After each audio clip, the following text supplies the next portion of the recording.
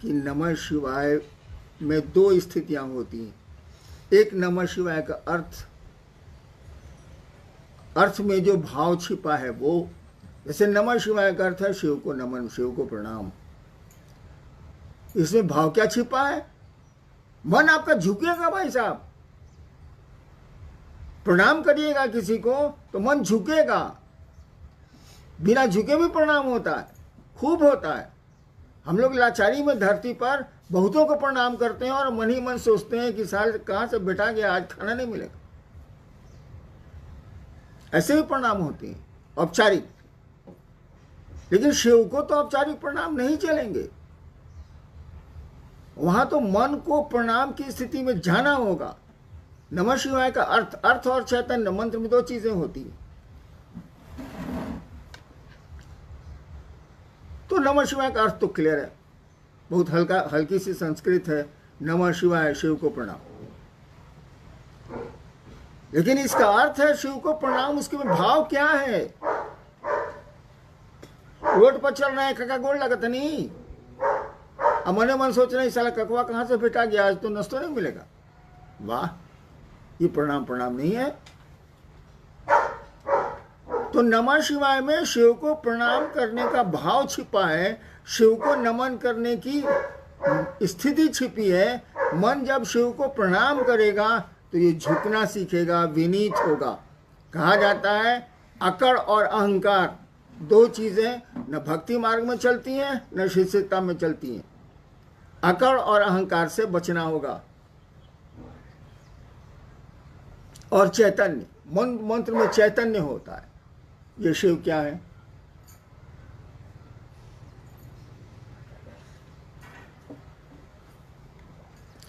जब ये समझ में आएगा कि ये शिव क्या है, ये गुरु की दया से ही होता है। मंत्र का देवता ही, गुरु ही समझाता है और मंत्र में चैतन्य डालता है। उसमें जो ज्ञान है उस मंत्र में, उसको डालता है शिष्य में। जब मंत्र में अर्थ और ज्ञान दोनों आएगा, क्या आप बात करते हैं, एक मन है नमः शिवाय आपको शिव बना देगा। करिए तो सही, ये करोड़ों काहेला कर रहे हैं।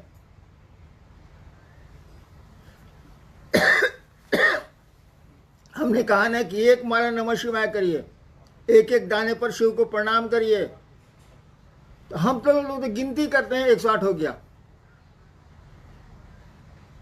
माला में तो 108 दाने दिए ही हुए हैं, उसको गिनती क्या करनी। और सांसों पर करिएगा तो सांसों की माला पे तो गिनती का सवाल ही नहीं। और आपकी सांसें भी फिक्स्ड है, हर एक आदमी को तय है कि कितनी सांसें लेगा ये धरती पर। तो नमः शिवाय में अर्थ और चैतन्य, अर्थ तो आप समझ सकते हैं, लेकिन चैतन्य के लिए गुरु की दया जरूरी है, उस मंत्र के देवता की दया जरूरी है। वो जब मिलेगी तो एक बार का नमः शिवाय आपको शिव के रास्ते में उठा के रख देगा। एक बार का नमः शिवाय कहा ही जाता है कि एक बार आपने शिव को प्रणाम कर लिया, निश्चल प्रणाम कर लिया, फिर प्रणाम की ज़रूरत नहीं है। फिर तो मन परमानेंट, अस्थायी रूप से शिव भाव में चला जाएगा। आपने करोड़ों किए हैं, हुआ क्या? नमः शिवाय तो किया आपने, बस करते गए, न अर्थ समझा उसका ठीक से, न मंत्रों का अर्थ दिमाग में आया। कर रहे हैं तो कर रहे हैं, अर्थ जानते हुए भी आप माला पर आपका ध्यान है। और मन धीरे धीरे समझने लगा कि हम तो 1 लाख 2 लाख 1 करोड़ नमः शिवाय कर दिए, साला सामने वाला क्या बोलेगा हमसे। और अहंकार आपको छाया। अहंकार किसी को भी छाएगा तो धरती पर उसके संबंध बिगड़ेंगे, आध्यात्म में तो पूरी तरह बिगड़ जाएंगे। इसलिए याद रखिए भाई साहब, शिव शिष्यता में या भक्ति में अकड़ और अहंकार इसको हटाइए। इसके जब तक ये नहीं हटेगा तब तक आपका नमः शिवाय फलदायी नहीं होगा। वैसे धरती के छोटे मोटे काम हो जाए। नेक्स्ट। आरा से शिव से हैं। आपने कहा आओ चलें शिव की ओर, अब तो चल भी रहे हैं फिर भी परिणाम नहीं है। कष्ट बहुत है, मन भागता रहता है, आखिर क्यों है? जब भी जीवात्मा, जब भी कोई इस धरती पर योनिगत होता है, आता है।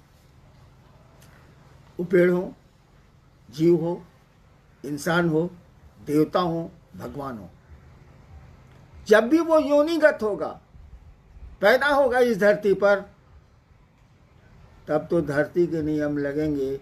उसे सुख भी मिलेगा, उसे दुख भी मिलेगा, और आनंद तो मिलता है मात्र शिव की ओर चलने से, उस ईश्वर की ओर चलने से।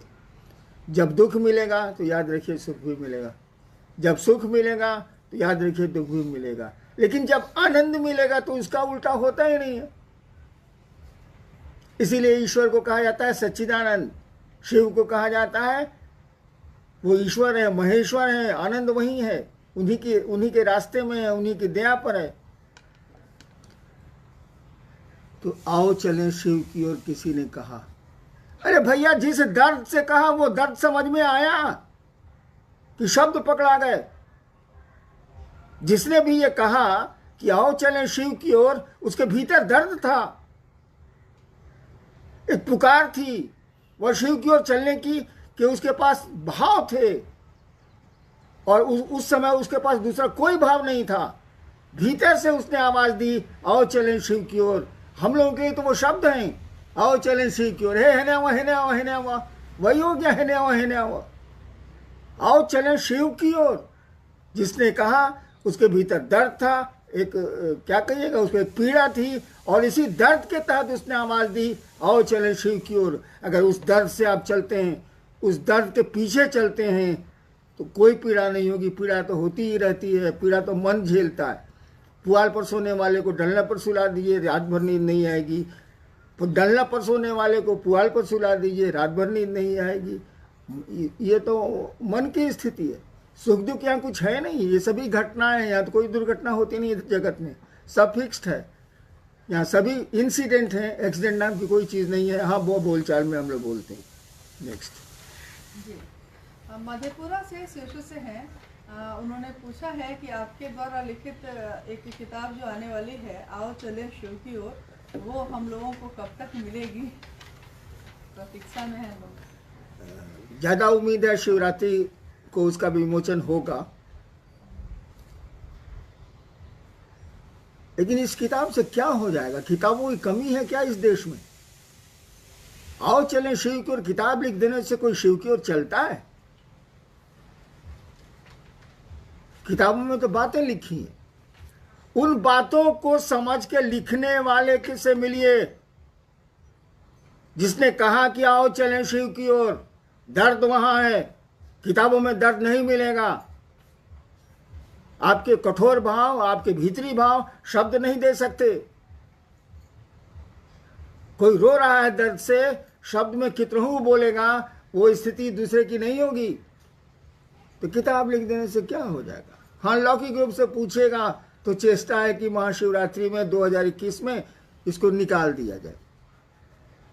इसीलिए क्या मैं बूढ़ा हो गया हूं, जाने वाला हूं, तो जो समझा मैंने लिख दिया। लेकिन लिख देने से क्या हो जाएगा? आपके पढ़ लेने से क्या हो जाएगा? अरे पढ़ के उसको जीवन में उतारना होगा। एक ही लाइन तो बहुत है, आओ चलें शिव की ओर। उसके बाद कुछ भी समझने की जरूरत नहीं है। चलिए शिव की ओर। ड्रामेबाजी थोड़ी है आध्यात्म। यहां तो नौटंकी चलती नहीं है। हमको आपको चलना चाहिए, दिल से चलना चाहिए शिव की ओर। फिर किसी किताब की जरूरत नहीं, किसी साधन की जरूरत नहीं, किसी 3 सूत्र की जरूरत नहीं है। चलिए तो सही।